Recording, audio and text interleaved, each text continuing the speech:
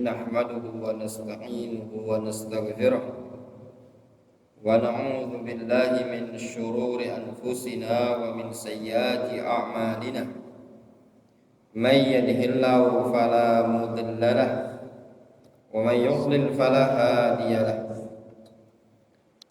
وأشهد أن لا إله إلا الله وحده لا شريك له وأشهد أن محمدا عبده ورسوله صلى الله عليه وعلى آله وأصحابه أجمعين أما بعد.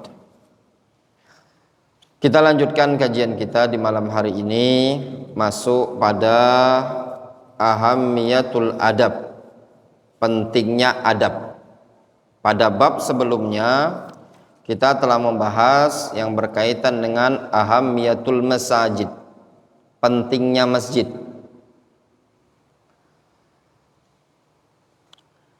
I'lam hafizakallah, ketahuilah, semoga Allah menjaga engkau, anna hadzal din jaa liyuhadziban nas fi jami'i hayatihim, yuhadzibuhum fi aqidatihim wa afkarihim wa thaqafatihim wa akhlaqihim wa ta'amulihim wa qatisadihim wa siyasatihim wa ijtima'ihim wa sairi syu'unihim. Lidzalika fa innal kalam an adabil muslim amrun dzu ahammiyatin uzma. Ketahuilah, semoga Allah Subhanahu wa taala merahmati engkau, menjaga engkau, bahwasannya agama Islam ini adalah agama yang menata umat manusia pada seluruh kehidupannya. Islam menata mereka dalam bab akidah, dalam bab berpikir, dalam bab kebudayaan, dalam bab akhlak, dalam bab muamalah, dalam bab ekonomi, dalam bab siasah, politik. Dan juga Islam menata mereka pada masyarakat, perkumpulan mereka, dan seluruh urusan-urusan mereka. Semua Islam masuk, sehingga Islam ini adalah agama yang syumuli, yang menyeluruh. Allah Azza wa Jalla menurunkan Al-Quranul Karim tibyanan likulli syai'in, menjelaskan segala sesuatu. Allah Azza wa Jalla mengutus Nabi kita Muhammad SAW rahmatan lil alamin, merupakan rahmat bagi alam semesta, sehingga seluruh urusan kehidupan ditata, diatur oleh Islam.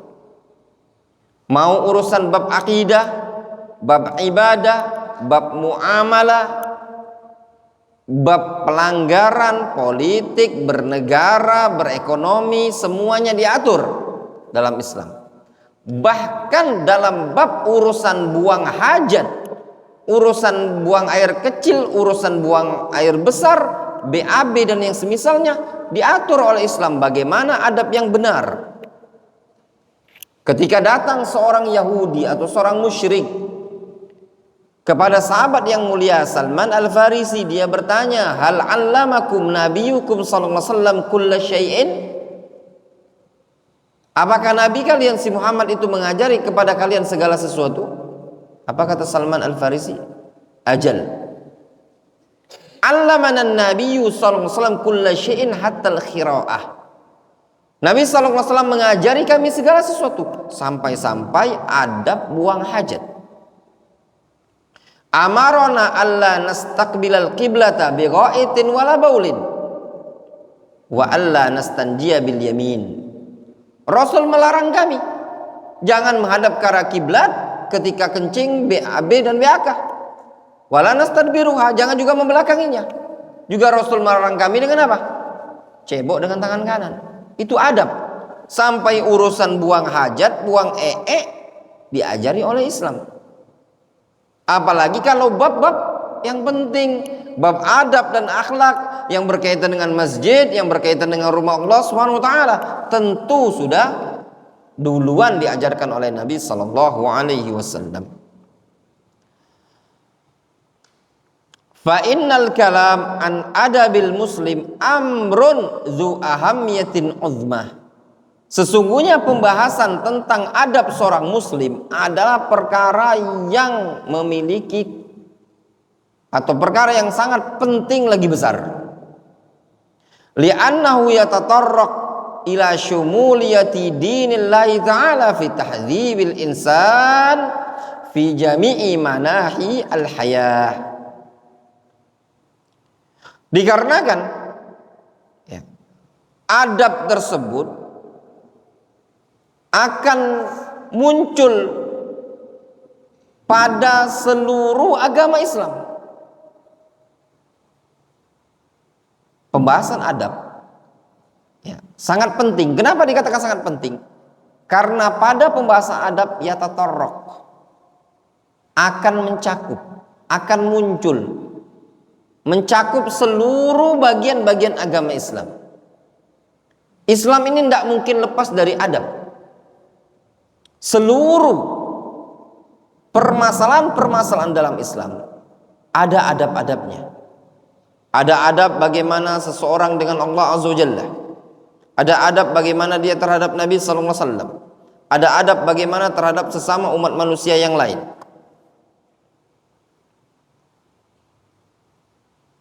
Sehingga agama Islam penuh dengan adab. Adab ini tadi ya, mencakup meliputi seluruh bagian agama Islam di dalam menata umat manusia pada seluruh sisi kehidupan dia. Qala al-Imam Ibnul Qayyim rahimahullah ta'ala fi Madarijis Salikin. Al-Imam Ibnul Qayyim rahimahullah ta'ala menyebutkan dalam kitab Madarijus Salikin, itu bacanya Madarijus Salikin dikasih alif. Kata al-Imam Ibnul Qayyim rahimahullah ta'ala, adabul mar'i unwan sa'adatihi wa falahihi. Adab seseorang itu adalah tanda kebahagiaan dan keberuntungan dia. Antum bisa mengetahui ini orang bakal sukses, ini orang akan baik, sudah nampak kelihatan pada adabnya dia. Wa qillatu adabihi unwanu syaqawatihi wa bawarihi.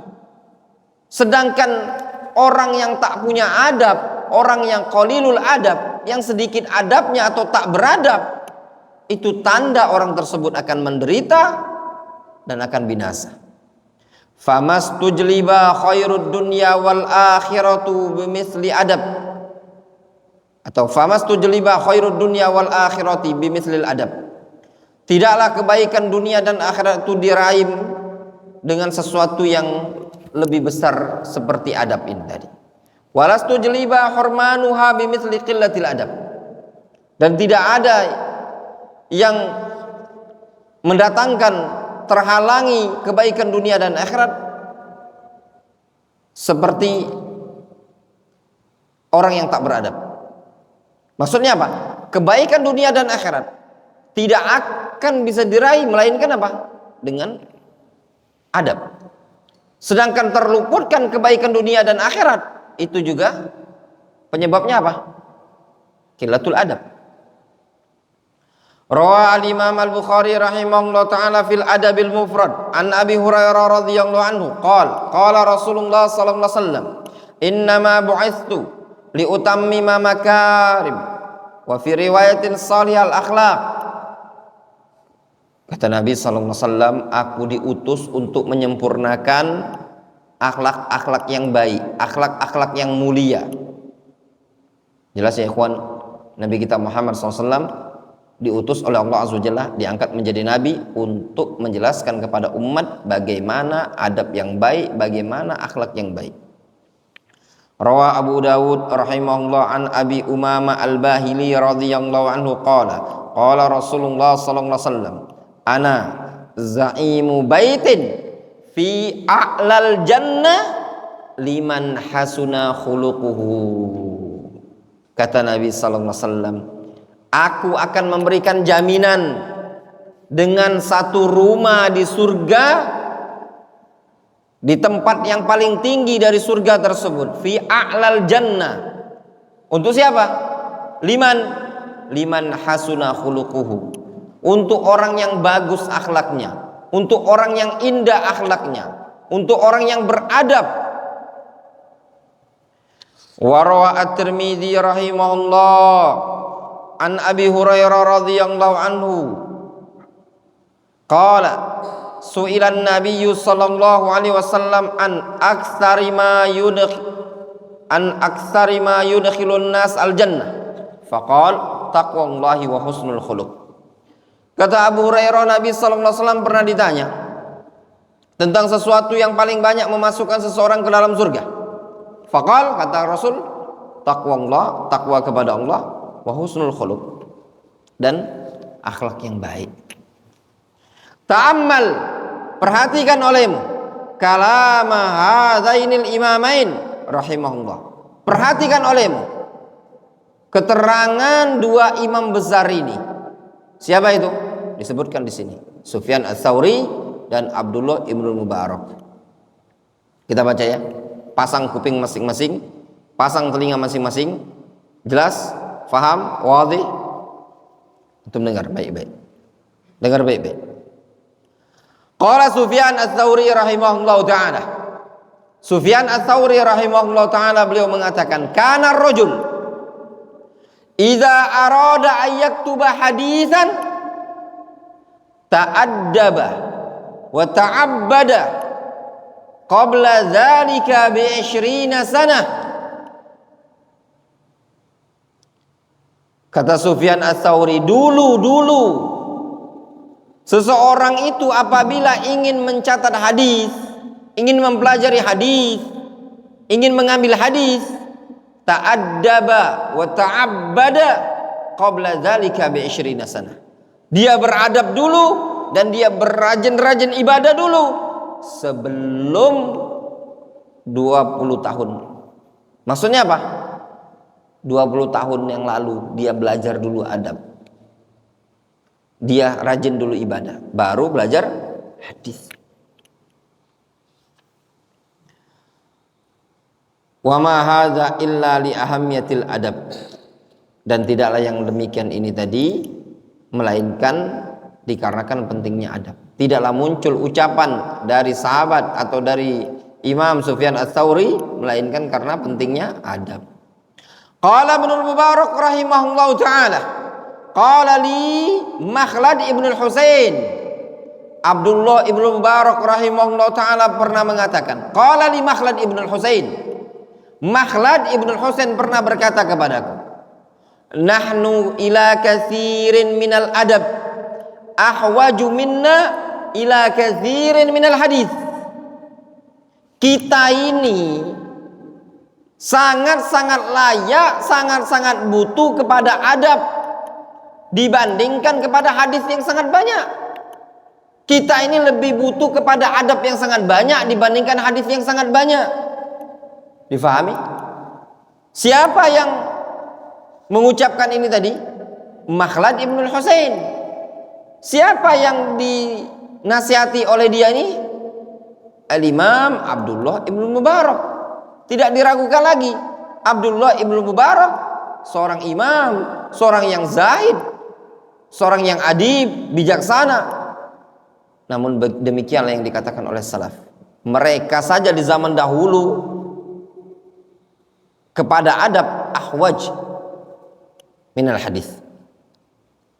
Walamma ankana lil adabi al ahammiyah al-baligha faqad ja'a az-zajru 'anit tahawuni fil adab. Tatkala adab itu memiliki bagian yang sangat penting, maka sungguh telah datang peringatan dari penyepelehan terhadap adab. Dilarang ya. Qala Ibnul Mubarak rahimahullah taala, Abdullah ibnul Mubarak rahimahullah taala pernah mengatakan, man tahawana bil adab uqiba bi harmanis sunan. Siapa yang merendahkan, menyepelekan adab, maka dia akan dihukum dengan bentuk terhalangi dari sunnah. Wa man tahawana bis sunan uqiba bi harmanil faraid. Barang siapa yang menyepelekan perkara yang sunnah, maka akan dihukum dalam bentuk diharamkan dari mengerjakan perkara yang wajib. Wa man tahawana bil faraid uqiba bihirmanil ma'rifah. Barang siapa yang menyepelekan perkara yang wajib, maka akan dihukum dengan terhalangi dari ilmu. Li'anna nafsa majbulatun ala su'il adab. Dikarenakan jiwa seseorang itu tercipta ya untuk berada pada adab yang buruk. Wal abdu ma'murun bimulazamatil adab. Sedangkan seorang hamba diperintah untuk mengerjakan adab, untuk senantiasa terus menerus bersama adab. Wal nafsu tajri bittibaiha fi midanil mukhalafa wal abdu yarudduha bijuhdihi ila husnil mutalabah. Yang namanya jiwa itu biasanya berjalan sesuai dengan tabiatnya di lapangan penyelisihan. Seorang hamba harus berupaya untuk menolaknya dengan kesungguh-sungguhan menuju apa? Ila husnil mutalaah atau mutalabah, menuju kepada tuntutan yang bagus. Wa man a'rada 'anil juhdi faqad atlaqa ananan nafsi wa ghafala 'an ri'ayah wa mahma a'anaha fahuwa syarikuha. Maka barang siapa yang berpaling dari kesungguh-sungguhan, maka sungguh dia telah melepas ananan nafsi, tali kekang dari jiwanya tadi, dan lalai dari penjagaan. Wa mahma a'anaha fahuwa syarikuha. Maka tatkala dia membantu jiwa tadi untuk bebas semaunya dia, tidak mau beradab, berarti dia berserikat ya dengan jiwa yang buruk tadi. Difahami? Itu menunjukkan adab itu penting, sangat-sangat penting, apalagi bagi seorang thalibul ilmi. Kehidupan antum, keseharian antum dilihat oleh orang luar. Orang luar tuh ngelihat, ya, melihat beradab depan dak santri. Wallahu taala. Termasuk adab model rambut, ya. Jangan model rambut kayak apa? Kayak tempurung kelapa. Ininya tipis, ininya itu namanya kozak, ya. Tempurung kelapa, ya. Tempurung duren aja nggak enak, apalagi tempurung kelapa. Ya enggak? Wallahu taala. Naktafi bihadzal qadar.